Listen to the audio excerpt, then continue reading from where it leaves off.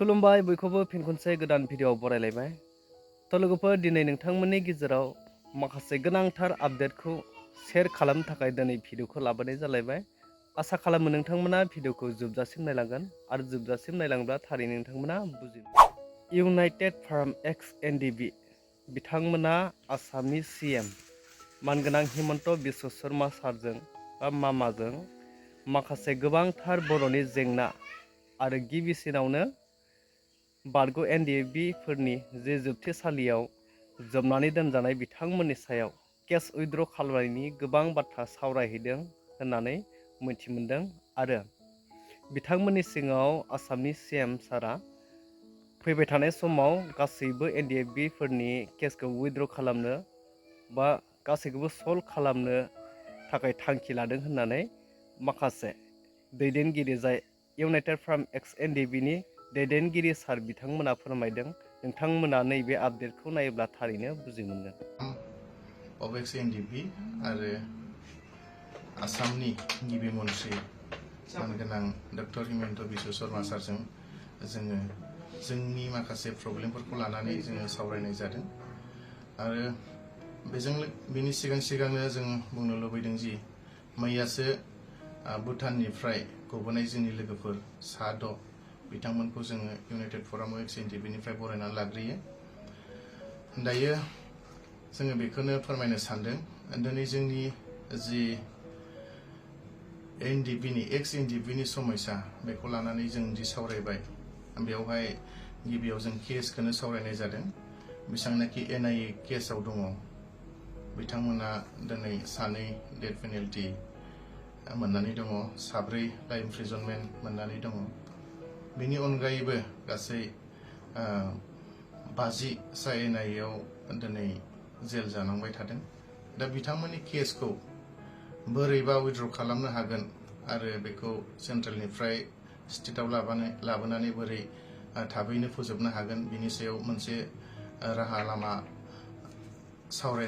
लानो थाखाय सावरायनाय जादों आरो बिनि अनगायैबो बेसेबांनाखि केस दङ नन हाइनियास केस दं बेखौ बे 2-3 गेजेरावनो बा थाबैनो उइथड्र खालामजोबनांगौ होननानै मानगोनां सारा फोरमायदों आरो बेवहाय बाहागो लादोंमोन जोंनिनो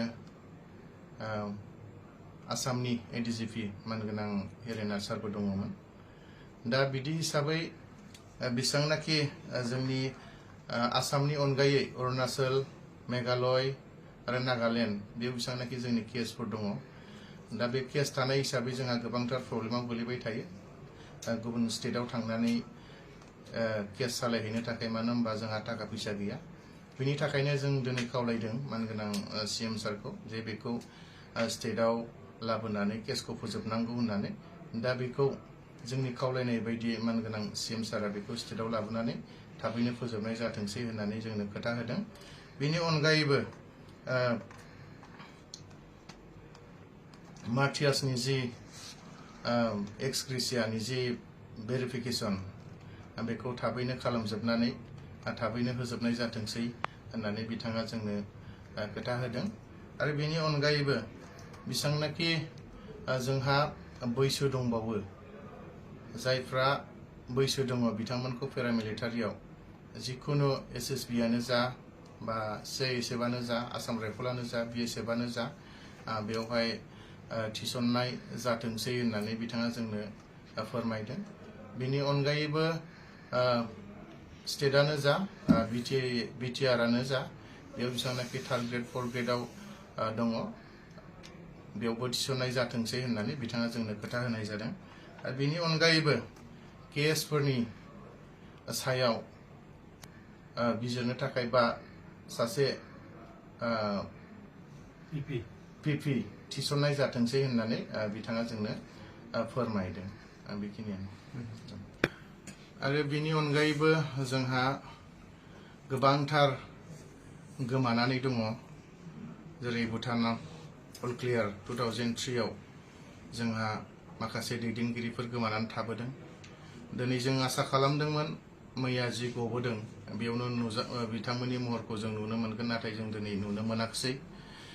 बेजों लोगोसे जोंहा नागालेण्डआव 4 मानसि दैदेनगिरिफोर गोमादों। बिथांमोनखौबो संदाननानै दिहुननो थाखाय जोङो गभर्नमेन्ट अफ आसाम बेखौ जोङो दिनै खावलायदों।